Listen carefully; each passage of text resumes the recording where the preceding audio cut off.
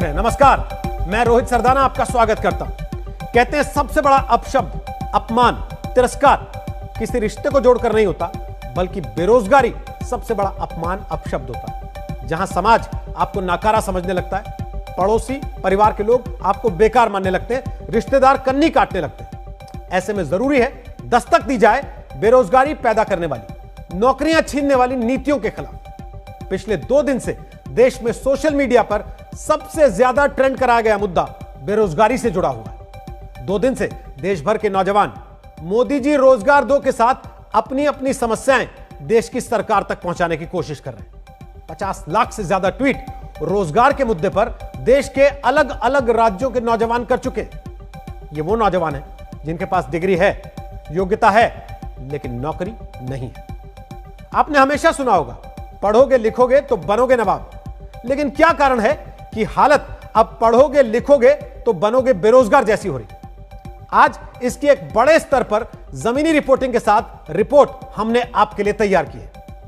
इसलिए आपको संवाददाता शरद कुमार राजस्थान से रिपोर्ट दिखाएंगे, जहां 9 दिन से लाखों लटकी भर्तियों से जुड़े हजारों बेरोजगार नौजवान धरना दे रहे हैं। उत्तर प्रदेश से संवाददाता कुमार अभिषेक की रिपोर्ट देखिएगा, जो बताएंगे यूपी अधीनस्थ सेवा चयन आयोग में कैसे वर्षों से नौकरी की परीक्षा पास करके भी लोग नियुक्ति के लिए दर दर की ठोकरें खाने को मजबूर हैं। और गुजरात से संवाददाता गोपी घांगर दिखाएंगी बेरोजगार बना देने वाला सरकारी मॉडल कैसा होता है। इसलिए आज ध्यान से देखकर हर रिपोर्ट को देश के युवाओं के हित में सरकारों को जगाने के लिए दस्तक दीजिए।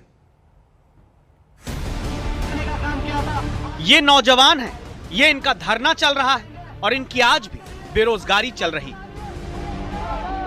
ऐसी बेरोजगारी की व्याख्याता भर्ती, नर्सिंग भर्ती, कंप्यूटर शिक्षक, फार्मासिस्ट, ऊर्जा विभाग, जलदाय विभाग, जल संसाधन, fireman, fire officer, clinical helper समेत 12 भर्तियों में दावा है 25 लाख नौजवानों की सांसें ऐसी रोक कर रखी गई हैं कि नौकरियों की प्रक्रिया पूरी कराने के लिए 9 दिन से धरना देते नौजवान बेहोश होने लगे।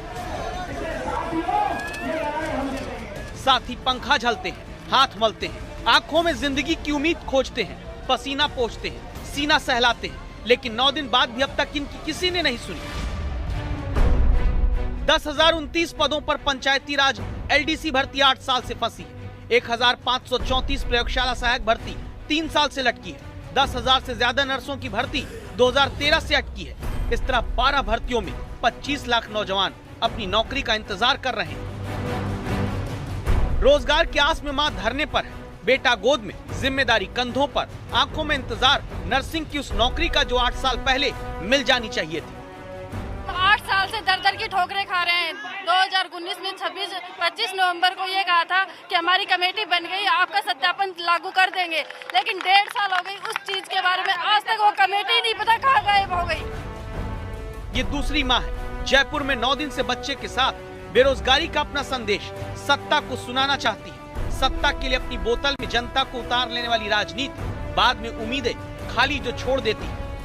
अब की बार हमने सोच लिया, चाहे हम मरे चाहे जिए, हम ऐसे ही धूप में रहेंगे, हमारे बच्चे भी हमारे साथ जाएंगे और घर वाले भी आए हुए। तो 9 दिन से कहानी यह है कि बच्चे गोद में लेकर बेरोजगार माओं को धरना देना पड़ रहा है, युवाओं को प्रदर्शन करना पड़ता है, और धरना देते जो बेहोश हो जाते हैं वो उसी सरकारी अस्पताल में भेज दिए जा रहे हैं जहाँ से नियुक्ति पत्र अब तक नहीं आया। और यही बेरोजगार नौजवान अपना टाइम आएगा सोचकर सड़क पर धरना देते हैं, ट्विटर पर ट्रेंड कराते हैं रोजगार दो।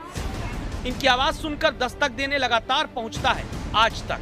ये विक्की बोरान है। 2018 में रेलवे से जुड़ी परीक्षा का फॉर्म भरा, एक परीक्षा हुई, फिर 3 साल बीत गए।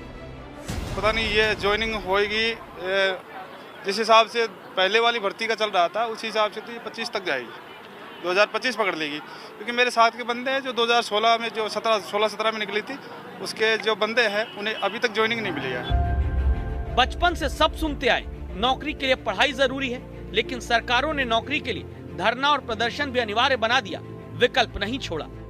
आरआरबी, एनटीपीसी और एसएससी की 2 लाख से ज्यादा पदों पर भर्तियां लंबित है और आज बेरोजगार बिल्कुल परेशान है अवसाद में। जो भर्तियां कोरोना संकट में अटक गई, जो कोरोना संकट में पूरा काम नहीं हो पाया, उन भर्तियों को जारी करने के लिए खुद मुख्यमंत्री चिंतित है। लगातार मॉनिटरिंग करना, लगातार मीटिंग करना और इन भर्तियों को कैसे जल्दी से जल्दी इम्प्लीमेंट कर सकते हैं, उसके लिए राज्य सरकार काम कर रही है। सरकारें चिंतित होती तो नौजवान नौकरी की आस में शहीद ना होने लगते।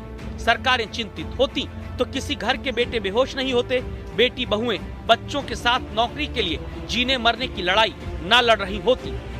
बेरोजगारों का कहना है कि 2018 में जो एसएससी की भर्तियां हो जानी चाहिए थी, उसका प्रोसेस अभी चल ही रहा है। यही हालत रही तो कम से कम 2025 तक 2 लाख लोगों को रोजगार मिल पाएगा, जो एसएससी की तैयारियों में लगे हुए हैं, जो फॉर्म भरे हुए हैं, जो एग्जाम दे रहे हैं।